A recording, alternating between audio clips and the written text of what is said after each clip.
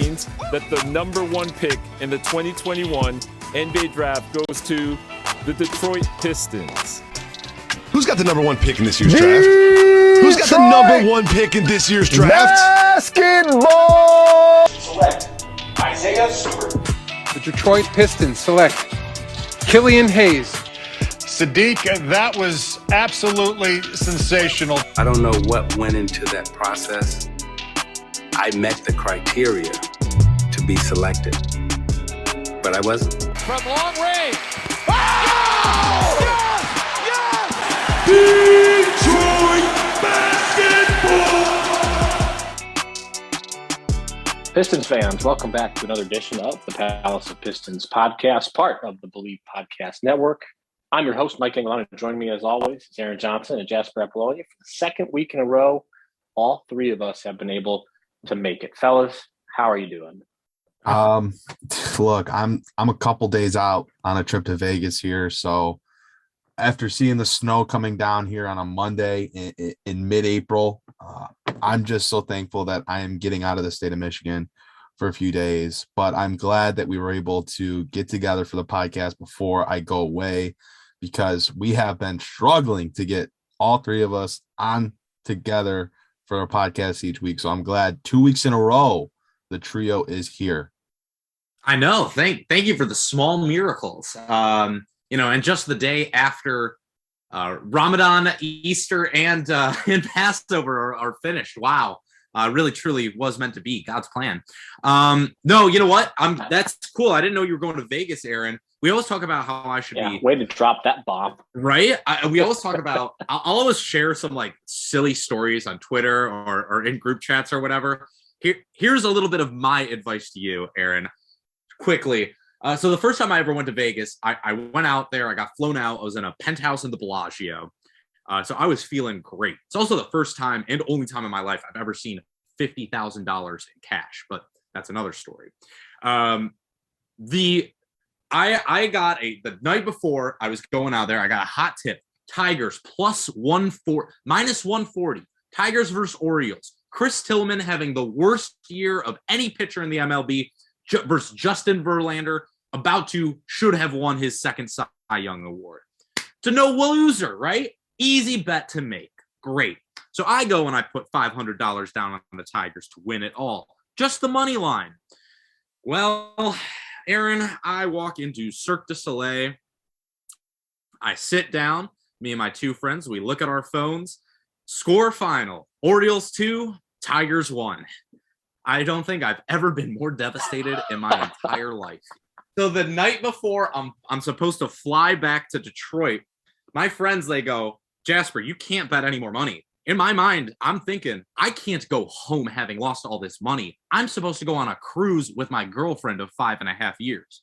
So I sneak down to the sportsbook at 5 a.m., right when it opens, and I put a $600 bet down on the Tigers to beat on the Rangers to beat the Houston Astros that day. I don't tell anyone about it. I'm flying home. We land in Detroit. I open up my phone.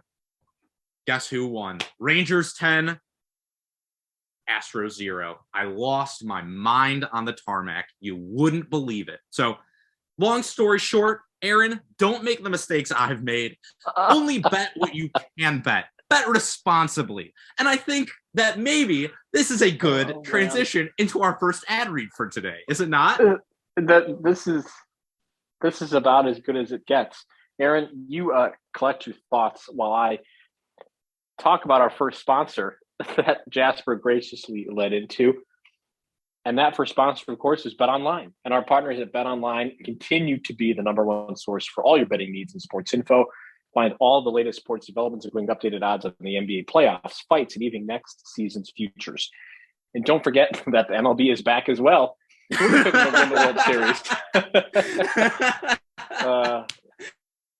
Betting against Chris Tillman, who probably was horrific. Oh, dude, he had anything about Chris Tillman. He had like a 6 ERA. He was so bad. I don't think he won like 2 games the whole year. He was getting lit up. Camden? It was his only good start of the season. His only good start of the season. No, it was at home.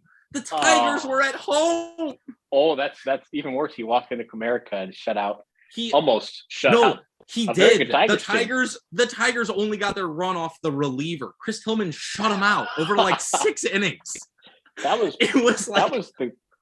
when the Tigers were good too, I'm sure. Yes, dude. This was This was 2014. Ooh, yeah, they were good. No, this was 2015.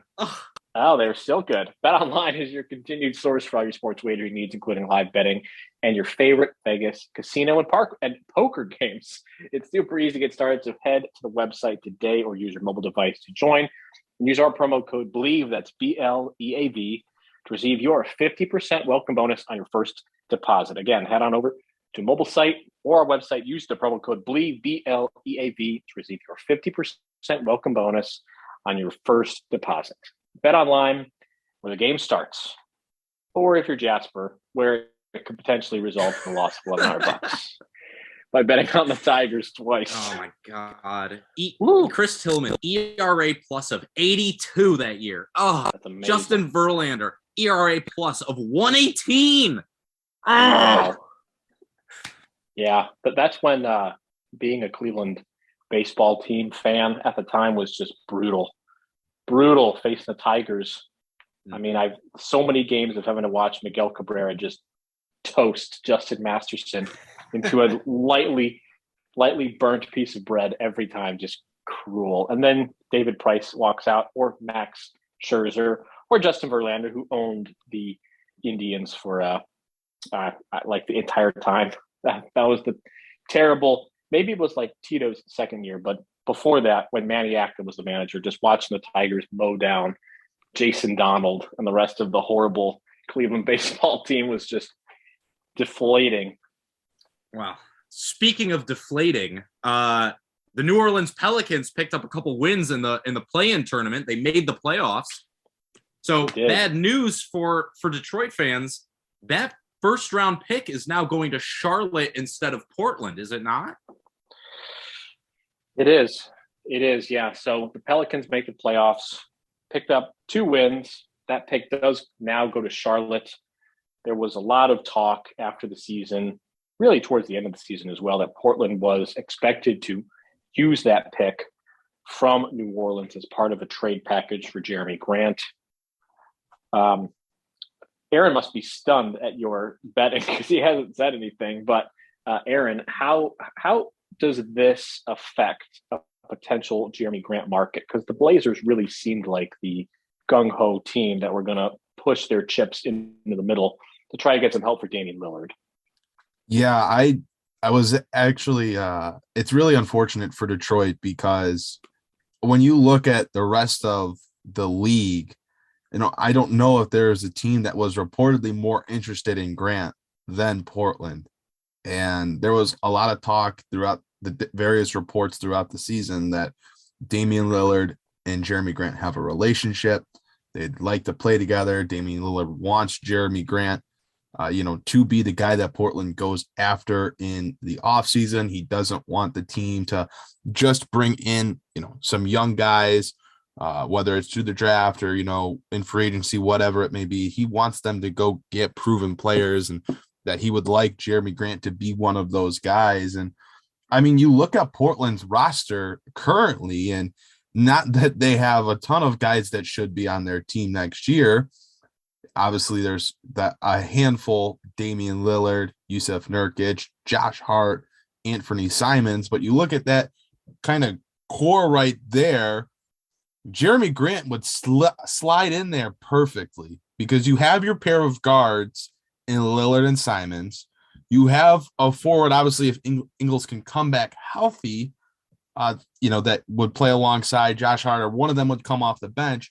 And then you can slide Jerami Grant into that 4 spot alongside Yusuf Nurkic, and it gives you some athleticism. It gives you some outside shooting. It gives you another guy that can kind of take the ball out of Damian Lillard's hands for a couple possessions here and there. But he would just fit perfectly on that team. You look at where they need help, and you trust that Lillard and Simons are enough at, the guard spot, whereas, yeah, they need some depth there, but they've got their guys. Where they really need help the most is the forward spots, and Jerami Grant would certainly bolster that for them on both sides of the floor, give them some help in that regard. So the fit in Portland was, I think, a major draw for the Blazers, because they kind of do have some nice pieces, but they're missing another top tier. Not that Jerami Grant is that top tier, but he is talent. And for a team that is desperate for talent, Grant would walk in and obviously be the number 2 guy behind Damian Lillard on that team. But it's unfortunate because, now they don't have that pick to work with. And I don't think they're going to trade whatever, they have pick wise, whatever they end up with. I mean, it's going to be a top 10 pick or whatever. And it's not like they're going to trade Anthony Simons for Jerami Grant. So you look at the rest of the cupboard for this Portland team, and it's pretty bare in terms of prospects or draft capital that can equal out to a player that is the level of Jerami Grant. I mean, there's no one really on that team that is going to get moved that would work for the Pistons in return for Grant. It makes the trade situation a little bit more difficult. I didn't want to bring this up, but my mind late last week started going towards Utah. Yes. And a part of me is trying to put together a trade in which Donovan Mitchell becomes a Detroit Piston if he asks out of Utah.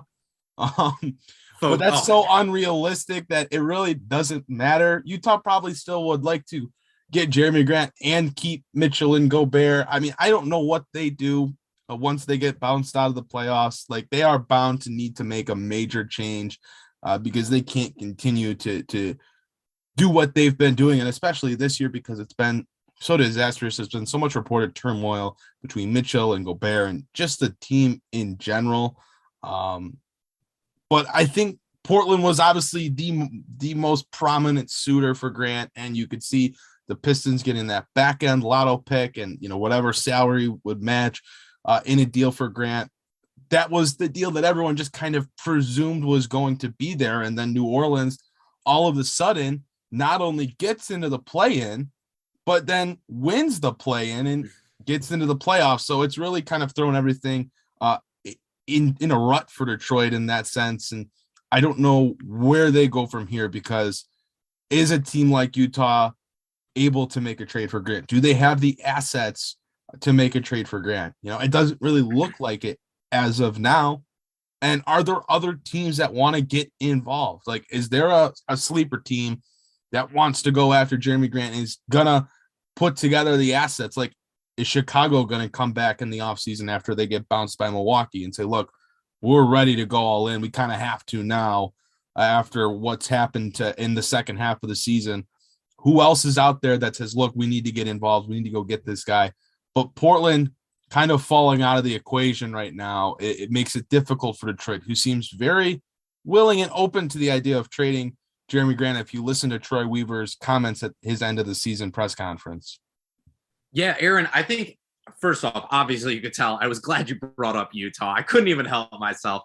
I think that is a great potential one, and one that people really should keep an eye on. This is why you don't trade Jerami Grant for whatever you can get at the trade deadline, because the NBA is so rapidly changing. Situations change all the time, both on the court and in the locker room. And situations that were sustainable before can go to being very, very unsustainable rapidly.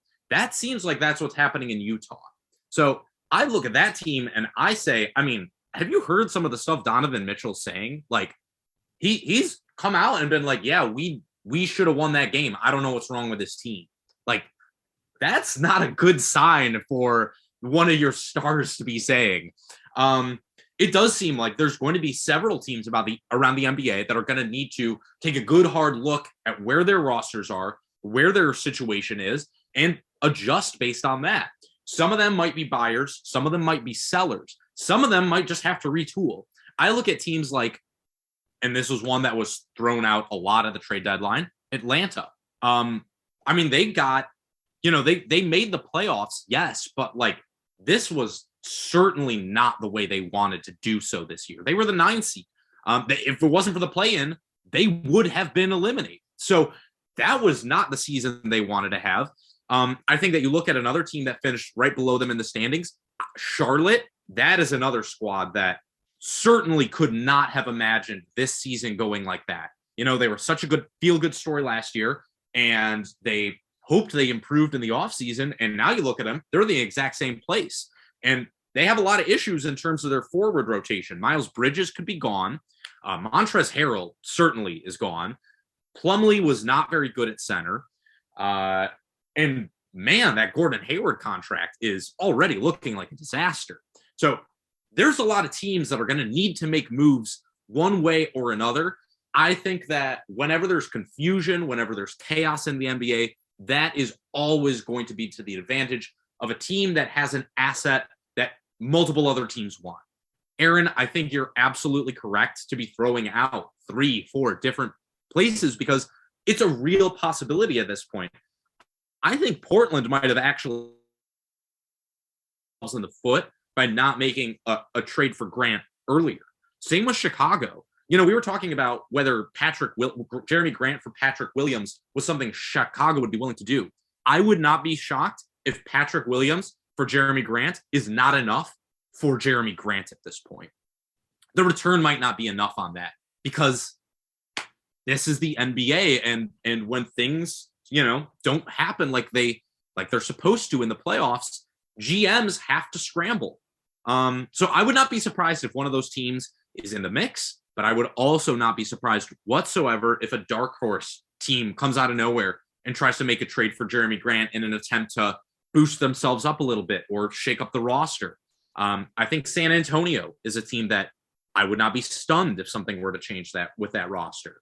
I think that, like you said, Utah. I think that Charlotte, that's another team that I would just not be stunned whatsoever if they're like, hey, we're willing to give up a young player for this veteran, and maybe Detroit has to throw in a future pick. But I really do think the trade market for Jerami Grant is going to be really, really hot this offseason, and I'm excited to see what happens. Could I throw something out there just for the sake of discussion? For God's sake, I hope you do. Let's say that Donovan Mitchell either demands to be traded or demands that Gobert gets traded. Jerami in a first for Mitchell? Is that what you're saying? Are you going to trade Jerami? Let's say the Pistons end up with like 3. Would you do Jerami? Well, I think the Pistons no doubt would do this trade, but would the Jazz take something where as they'll likely want to try to remain competitive?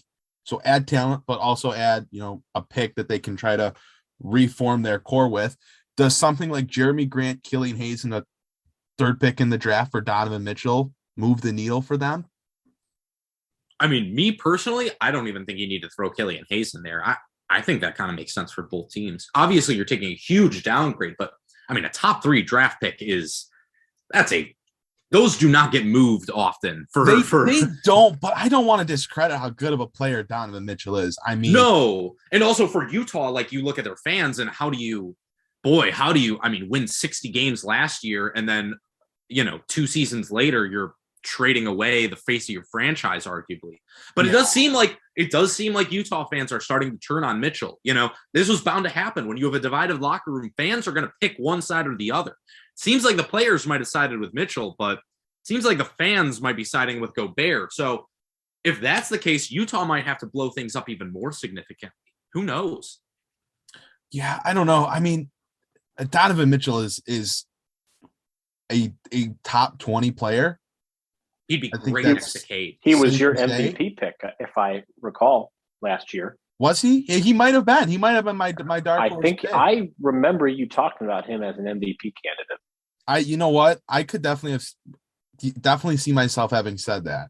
I mean, he is a very, very good player. That's why I don't know if Jerami, Killian, and the 3rd pick is enough. I mean, the 3rd pick, you're planning on drafting a guy that's going to be an all-star, but Donovan Mitchell is super young and is an all-star. Like, he's already a top 20 or whatever player in the league. Like, it should take a massive, massive deal to get him. And I don't know. I mean, I don't know if the package I threw out there is enough for that. I mean, like, Jerami Grant's obviously a good player. Killian Hayes remains to be seen, to be determined what he ends up truly becoming. And then the top 3 pick, like, I guess it would really depend on how convinced Utah is with these guys at the top of the draft, whether it's Paolo, Chet, Jaden Ivey, whoever. But I feel like it would take a massive haul, and I don't know if that's enough. I think you're probably right, Aaron. It probably takes another lottery, like another top 5 protected pick as well. I think if you're giving up 2 firsts and Jerami Grant, I don't know. I think that's a pretty significant haul for a team. You know what I mean? Especially if this situation is untenable. Like if one of them has to go, that hurts Utah's. Right. That's the only thing that could help. But I mean, you're also obviously going to have however many other teams trying to get in on Donovan Mitchell. Who knows? But have to pay the king's ransom. Yep. And it does seem like there will be a king's ransom, but again, this is why you were 100% correct, Aaron, in saying that Troy Weaver should not have moved Jerami Grant to the trade deadline, because now you look at the situation just 3 months later after the trade deadline, and we're talking about there are probably going to be 3, 4, 5 more teams that are going to be in the Jerami Grant sweepstakes this offseason, and the Pistons are going to have a whole lot of money to spend as well. So things are going to change quick. I really do get the feeling that even while the Pistons are not in the playoffs, these are a very important playoffs for the Detroit Pistons. Well, yeah, they're going to have the cap space to move around, and there are some teams that are going to be having to blow it up. That's just how it's going to be. And the Jazz did their best to blow that game against the Luka-less Dallas Mavericks. They really tried. And I think if it does get to an untenable situation, I mean, this is just me posturing because I don't know how the Utah Jazz front office feels, but wouldn't you think they would be trying to trade Rudy Gobert first? Absolutely. I mean, and I think we talked about Charlotte. I mean, he's a perfect landing spot for Charlotte. He would. Yeah, he would be. That defense that the Hornets displayed in the play-in was nothing short of a catastrophe. What are you talking about? They didn't play defense in the play-in game. They did not play defense. And I don't know what it would take to get Rudy Gobert, who's headed to a Defensive Player of the Year award again. But I feel like something can be had. I mean, with Bridges and PJ Washington, I mean, something could be made out. Sign and trade could be on the table. Yep, sure. Sign and trade could be on the table. Absolutely, with Miles Bridges. And you get rid of Gobert, you break it up, you keep Donovan Mitchell, and you can keep plugging forward.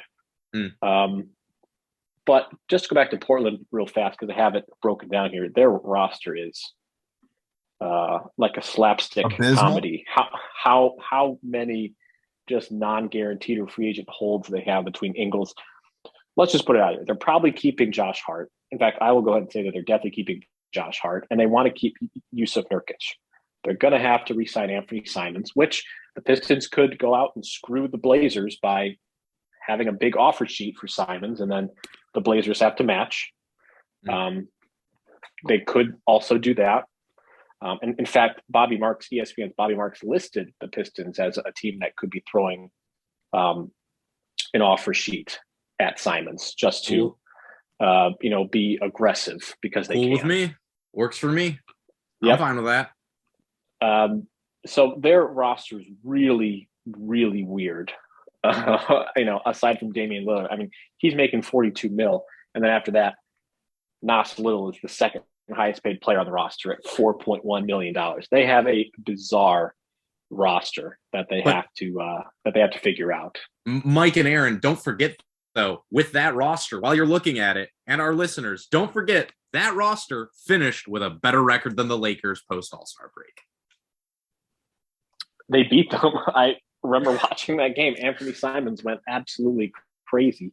That team was better than the Lakers post All-Star break. So. Yeah, well, definitely younger than the Lakers, which means all they had to do was just outrun them for a bit, and Carmelo Anthony would get tired, or whoever they had to start.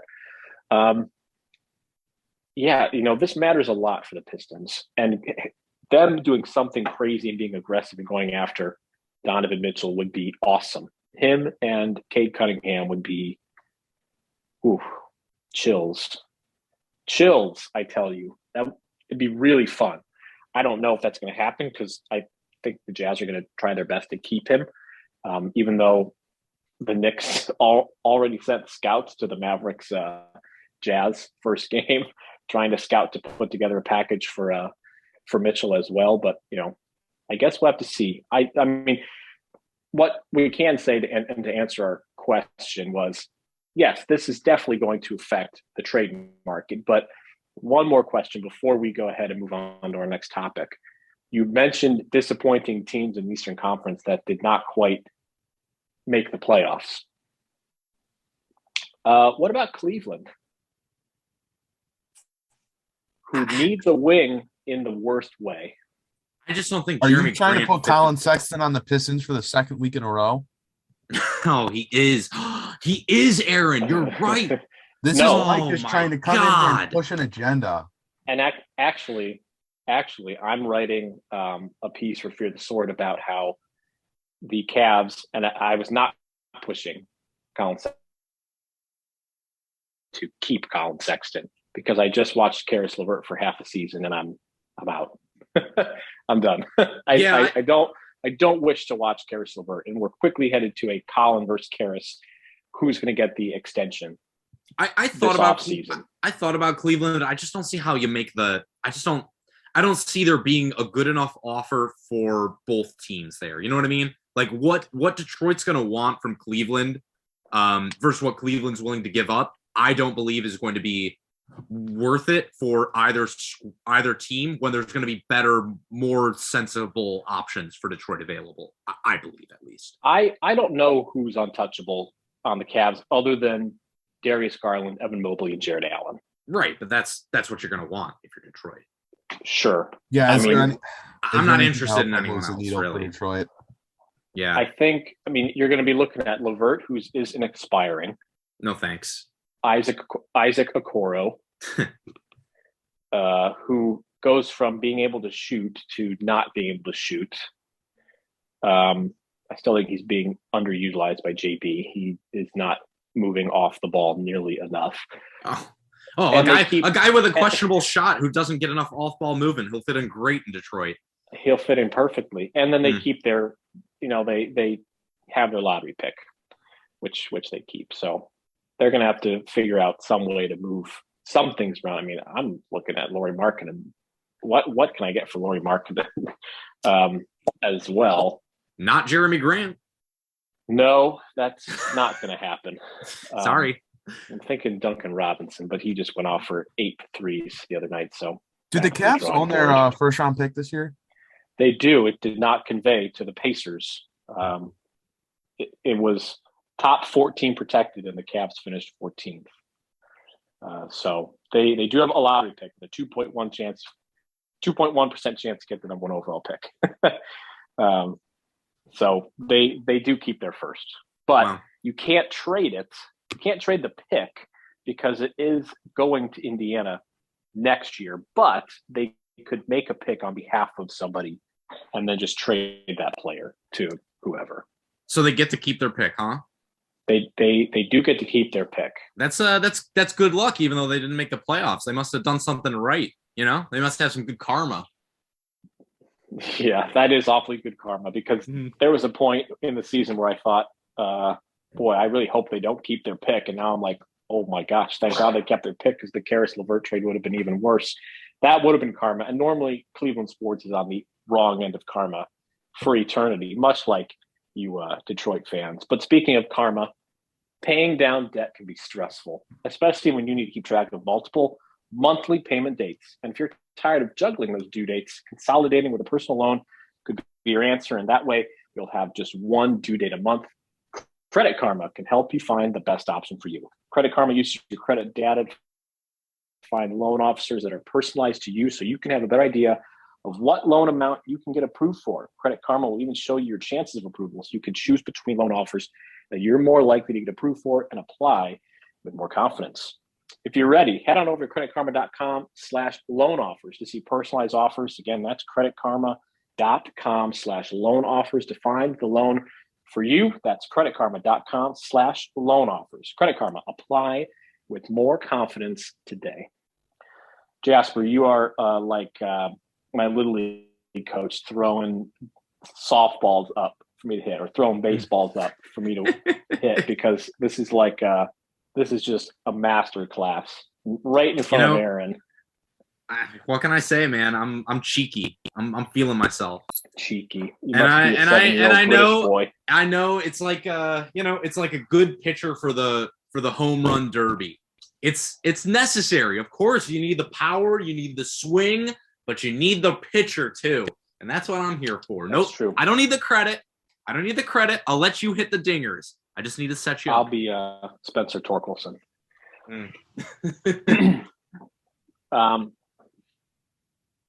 Good stuff. We're going to have a lot more, I'm sure, free agency and trade talk as the playoffs progress. But we'll move on to topic number 2, which, of course, is Cade Cunningham. He's officially been named a finalist for Rookie of the Year alongside Evan Mobley and Scotty Barnes. He was ranked 6th in ESPN's top 25 under 25. He was the highest ranked rookie from this previous draft class, which is an awfully nice draft class. He was behind Ja Morant, Jason Tatum, and Luka Doncic, which, makes some sense. Guys, now official, which we kind of already knew, Cade is a Rookie of the Year finalist. We've talked about his chances before. Aaron, you have any thoughts on this? And I guess his being ranked 6th in ESPN's top 25 under 25. Yeah, I think the guys that he's ranked behind are, well-deserved. I mean, Luka Doncic, Jason Tatum, and Ja Morant to be right behind them in rankings isn't a slight by any sense of the imagination. Those guys are, the next faces of the league. But, to be fair, he's also ranked above guys like Zion Williamson, who had an incredible season once he was finally healthy last year. He's listed above these guys that are seemingly kind of ranked ahead of him at this point in the Rookie of the Year discussion, and Evan Mobley and Scotty Barnes. But I think what it comes down to is the Pistons have kind of their guy, and it's this offseason, to bring it into the central focus. This offseason is so important for this team because everyone in the NBA knows that the Pistons kind of have the player, but now it's like, hey, you got to put the team around this player, or he's going to be gone before you know it. It's obviously, a nice achievement for Cade, and a nice, kind of a narrative builder to be put in a discussion along with those top players. But I mean, this is the guy that Detroit drafted. This was the player that they were hoping Cade Cunningham would be, and how he was viewed around the league. That's why he was the consensus number 1 pick, no matter how hard people try to create a narrative that the Pistons were going to take Jalen Green or somebody else for whatever reason, or that they weren't convinced with Cunningham, so they might trade the pick. Like, everybody felt that Cade Cunningham was that guy, and he went out and proved it this year with the way that he played, the way that he, came back after getting hurt to start the season. He struggled the first couple of games with a couple poor shooting performances, but he had a statistical rookie season only comparable to Michael Jordan. This is a guy that is getting some nice recognition, and it's very important that the Pistons recognize this and really start to fine-tool this roster to not waste any time of his career. Young teams can win in the NBA. Look at the Memphis Grizzlies. They are a perfect example. The Minnesota Timberwolves, I know Karl-Anthony Towns has been in the league for forever, but he is a young player. Anthony Edwards, who is arguably, their second best player, right there with Cat, if you want to call them 1A, 1B, is in his second year. Like the Cavaliers, Mike, this, a very young team that are playoff level teams, good teams. The Pistons need to take that next step as an organization, and they have that generational talent to start doing that. Another team, Boston, was doing that with Jason Tatum and Jaylen Brown in their first couple of years in the NBA. A guy that Luka Doncic, like these young guys that are listed above Cade in the rankings, got into the league, and maybe it took them a year, but they became playoff teams, and they were top guys on these teams. And Cade can be that next group behind them, starting off this year or going into next year. That is, that next generational talent to take a team from the bottom to the top. Nice recognition for Cade, but I don't think it's a surprise to see him ranked where he's at. He is the real deal, and everybody knows it. Yeah, I mean, look, let's be real. Everybody ahead of him, except for LaMelo Ball on that list, has or is going to make an All-NBA team this year. Like, that says it all right there, doesn't it? True. I mean, Trae Young, John Morant, Jason Tatum, Luka Doncic. These are not just guys who are all-stars. These are MVP candidates. And that Cade is already being talked about, and that light is amazing. I mean, look at the guys that he's ranked ahead. Darius Garland, Shai Gilgeous-Alexander. These are not just guys. Anthony Edwards destroyed the Grizzlies the other day. He was unstoppable. He's ranked 5 spots lower than Cade. If that doesn't tell you all you need to know about where this guy is and where he's going in his career, I don't know what else to tell you. It doesn't matter how he finishes in the Rookie of the Year voting. And, I know that I myself, I think at some point or another, we've all said something on Twitter about, feeling like, hey, he's not getting the respect he deserves. But, I mean, we don't have to get into the Herb Jones thing with Kevin Pelton at all. We don't. I mean, ridiculous. That is like, the stuff that gets talked about sometimes it's not that it's important that he wins the Rookie of the Year. It's the way that the award gets talked about. Where, again, you have people who are saying that role players should be finishing ahead of somebody like Cade Cunningham in that award.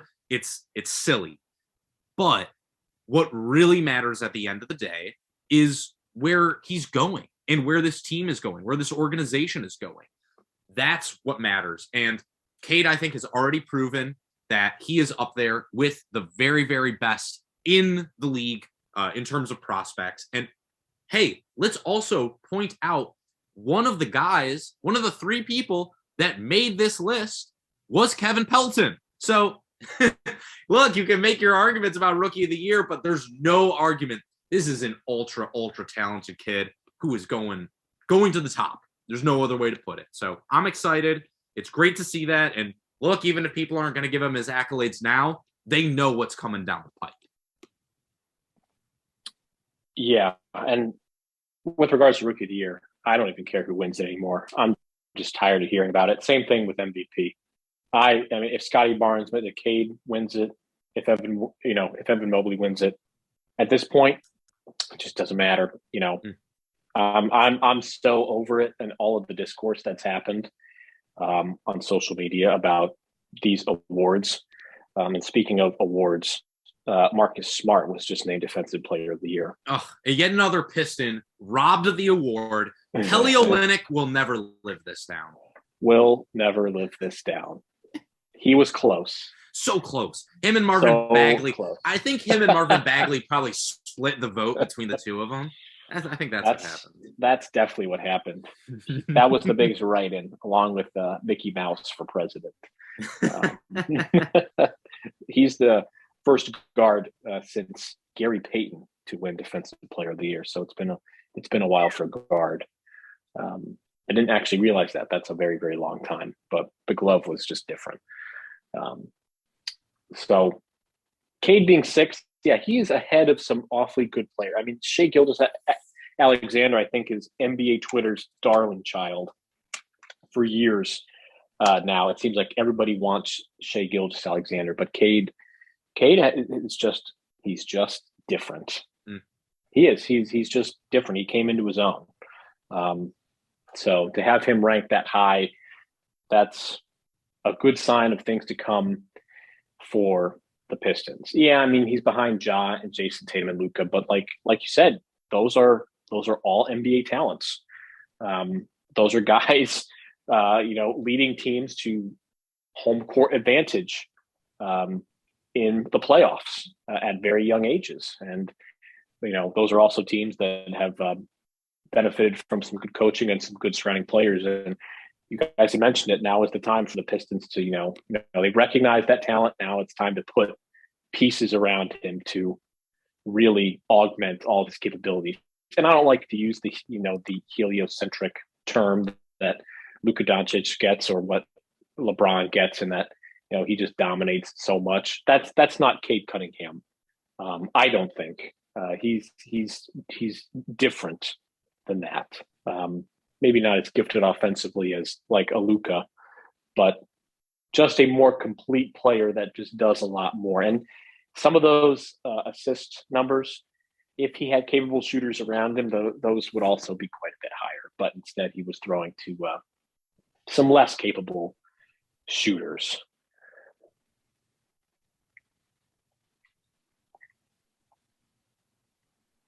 I was going to kick it out to somebody else if they had anything to say, but I guess not. So we'll just cut that part out. For once, I got nothing. No, let's leave it in. Let's let the folks at home know. We're not perfect. We're not perfect. Normally, it's you to call to the editor. To editor, add a round of applause in or something. That's right.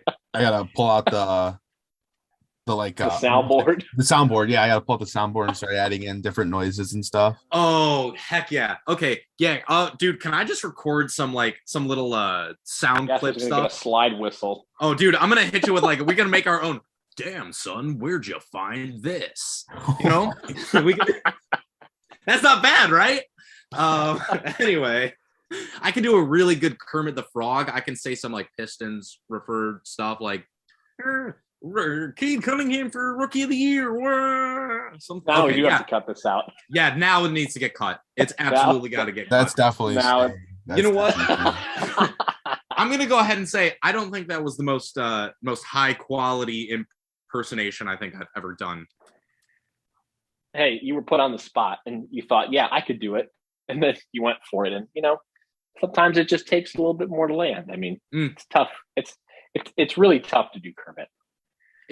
Hey, look, it's not that hard. You can do the Kermit and then you bring it down into a Ray Romano, but what's really important about it, it's true, you can. I am Kermit the Frog, and then you take it down, I'm Ray Romano, Deborah. Anyway. Well, Ray Romano, normal listener to the Palace of Pistons podcast, is going to be awfully angry at you. You might have to prepare for a fist fight or something. Well, you know what? If I'm going to prepare for a fist fight, Mike, I'm going to do it. I'm going to need to train. I'm going to need to, get some more nutrition in my body, right? Yes, because God knows what you eat. You're going to need a multivitamin or something. But you know what? Tons of people take multivitamins, but it's important to choose one that's top quality. And with one delicious scoop of Athletic Greens, you're absorbing 75 high-quality vitamins, minerals, superfoods, probiotics, and adaptogens to start your day right. The special blend of ingredients supports your gut health, your nervous system, your immune system, energy, recovery, focus, and aging. And I think the listeners just aged exponentially by listening to us talk about literally nothing for 3 minutes. It's also lifestyle friendly. It's a wide range of diets. There's only 1 gram of sugar, no chemicals or artificial anything. So reclaim your health and arm your immune system with convenient daily nutrition. Just 1 scoop and a cup of water every day. That's it. And to make it easy, Athletic Greens is going to give you a free 1-year supply of immune-supporting vitamin D and 5 free travel packs with your first purchase. All you have to do is visit athleticgreens.com/believe. It's BLEAV. Again, that's athleticgreens.com/believe. You get a free 1-year supply of immune-supporting vitamin D and 5 free travel packs on your first purchase. These statements have not been evaluated by the Food and Drug Administration. These products are not intended to diagnose, treat, cure, or prevent any disease. Athletic Greens, take ownership of your health. That was like a Family Guy-esque joke that takes 4 minutes to get to, but then we eventually get to the punchline. In this case, Athletic Greens. Wonderful sponsor we've had for several weeks, maybe months at this point. But that was the Abbott and Costello edition of the podcast where Jasper and I riff and rap until we can finally get to the ending. And poor Aaron just sits behind his computer screen, grateful that we can't see the curse words he's mouthing at us. Right. Sometimes I just got to let you guys do your thing. I just kind of sit here, do some breathing exercises, and I just let you guys go. That's why you're the Cade Cunningham of this podcast, Aaron. Look, you're willing to go to the rim, but you're going to let other guys cook every now and then too. Even if the offense isn't so, efficient when you're not the one handling the ball. Right. Jasper and I are just dribbling the air out of the ball until there's 2 seconds left on the shot clock and heaving up whatever we got. This is some Reggie Jackson, Brandon Jennings era stuff we're talking about, folks. I call being Brandon Jennings, by the way. Yeah. I'll be Steve Blake. Okay. Now Aaron's really insulted. Now he's mad. Okay. Speaking of the playoffs, which we talked to at some point in this riff, guys, have you been watching any of the playoffs so far?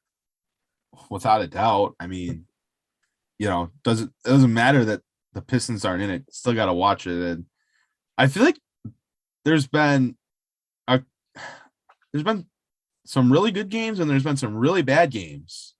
I don't know. It seems like the blowouts this year have been like a lot for the opening weekend compared to years past. Maybe I'm wrong, but like Toronto, Philadelphia game 1 was a snooze fest. Golden State, Denver was pretty much a snooze fest. Yeah. Miami, Atlanta yesterday being the first game, like, you sit down to begin your day of watching basketball and that first game puts you to sleep right away. Obviously, Phoenix blew out New Orleans and Milwaukee tried to give up the game, but it was a blowout throughout like the first half. And then they just had a terrible second half. They still won, but the games this opening weekend I felt like there were too many blowouts for the opening round, like the opening weekend. You got to have your game plan for game 1 has got to be good enough to not lose by 20 points. Really, Aaron? See, that's funny you're saying that because I've quite enjoyed these first few games. I didn't think the play-in games were like spectacular by any means. I mean, the Pelicans Clippers was obviously a good one. Hawks and Cavs was pretty decent as well. But like I thought that the Mavericks and Jazz was ugly but fun towards the end. Even though, yes, like you said earlier, the Jazz really did try and do everything they could to not win that one. But for me, Memphis, Minnesota was good. I was going to say, I thought that was a really, really fun game. And not just because what was happening on the floor. I mean, Anthony Edwards going off for 36 points, basically being unstoppable offensively is great. But like, even on the sidelines, I thought when his dad and, it was Cat's dad and Morant's dad got together and they started like chopping it up a little bit, talking to each other. And then Morant's dad like goes into the camera going like, Memphis, we want all the smoke. I love that. I thought that was great. Like an AAU game. Yeah, it was awesome. And also, why does Ja Morant's dad look like Usher? That was crazy. I'm not even joking. That dude looks so much like Usher. It was throwing me off. I thought it was Usher at first. And then he's like talking about Memphis. I'm like, is Usher from Memphis? Anyway. Yeah, I thought that was really fun. And like, that is going to be a great series. I'm super excited to see how that one turns out. Yeah, you're right, Aaron. The blowouts were not very fun. But shoot, I mean, Nets and Celtics, that is going to be, no matter who wins that series, the slander is going to be outstanding. You know what I mean? Somebody, either KD and Kyrie are getting dragged or the Celtics are getting dragged. And I got to say, as a neutral, I'm happy with either result there. So, I'm fine with either one. Yeah, I don't know. I don't think it's going to be a super competitive first round outside of maybe that series. I think also that the Jazz Mavericks, Timberwolves, Grizzlies, I think those are going to be pretty competitive series. I think the other ones are going to be pretty easy. But I do really think once we get into that second round, there's going to be some really, really fun matchups to look forward to, especially in the East. I really can't wait for these playoffs. And I saw somebody today say, man, the playoffs just don't feel the same without LeBron. Yeah, I don't know. They feel fine to me. Yeah, they feel kind of more exciting if I'm being real, but maybe that's just me. I don't know. It's cool to see all these teams with young stars moving forward, making their mark. It kind of reminds me of like 2011, 2012, when you had that Heat OKC matchup where it's like, oh, the league is changing. It's not Kobe anymore. It's not Kevin Garnett anymore. It's LeBron's league. It's Durant's league. It's Westbrook's league. It's Harden's league. And I think you're starting to see that right now in these playoffs. So it's super exciting. I can't wait. I'm enjoying it. And shoot, the second we get off of this podcast, I'm tuning into Toronto, Philly. Yeah, it's a real bummer that the Raptors are banged up with no Barnes, no Gary Trent. That's a real bummer because It was going to be tough for team. them anyways, but it just makes it damn near impossible at this point. It just, their margin for error is just so thin right now. And Scotty Barnes, look, we haven't talked about him a whole lot because it's been most of this year. I feel like it's been us talking about Cade or Evan Mobley, but Scotty Barnes is really good. He's going to win. I think he might. He's going to win Rookie of the Year. I really think. I mean, he's got a really good chance.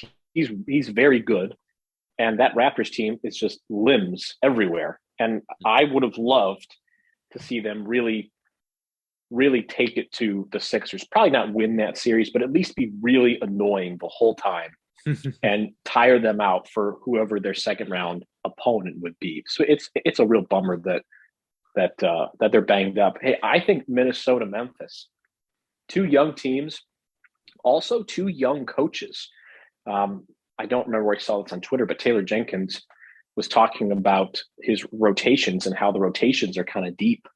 And that's just something that younger coaches are just going to figure out. The rotations in playoff basketball are different.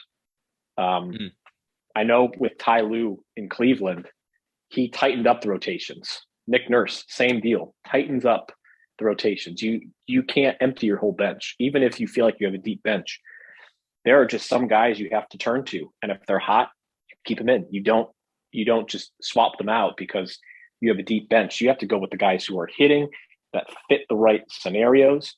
And that's two young coaches who are going to be figuring that out on the fly. I feel like that's going to be a really fun series. The Wolves were in the lead for most of that game in game one on the road as well. But Cat and Anthony Edwards arrived. And, obviously Memphis has been one of the best feel-good stories. I think that'll be a really good series. And I was kind of hoping that Atlanta would be fun too with John Collins coming back, but the Heat defense just grinded them into a fine sausage. So maybe not as fun. I'm still excited. I do agree. There's a lot of just matchups. Like you think, why couldn't Denver be healthy? That would be such a fun series if Jamal Murray and Michael Porter Jr. were able to play. And it's just really disappointing because that is just going to be a blowout. Luka Doncic out for game 2. That's a real bummer. Dallas is a fun, good team. So those are just my thoughts. Yeah, definitely. I mean, hey, and good for Utah. This might be the last playoff series they win in a little minute. I'm just saying. I'm not saying. I'm just saying that could be their last playoff series that they win with this lineup. It could be interesting. It could be. Guys, any thoughts before we close out one of our longer podcasts?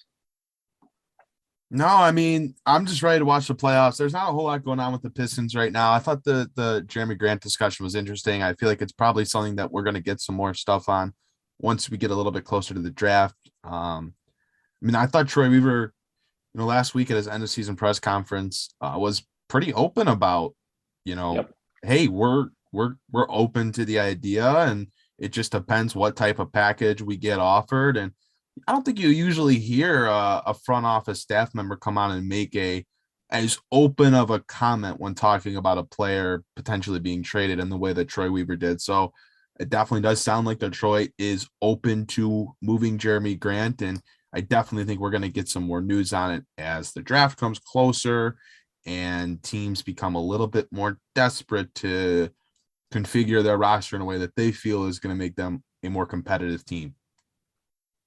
Totally agree with you, Aaron. It's super nice to have a GM that's, maybe he's not the most charismatic interview out there, but he is certainly honest. And hearing him say that and also talk about how, he did Dwayne Casey kind of dirty by not bringing in Marvin Bagley until the trade deadline. Like, I love hearing that sort of stuff. So I'm with you on that. It's going to be fascinating to see how these playoffs turn out.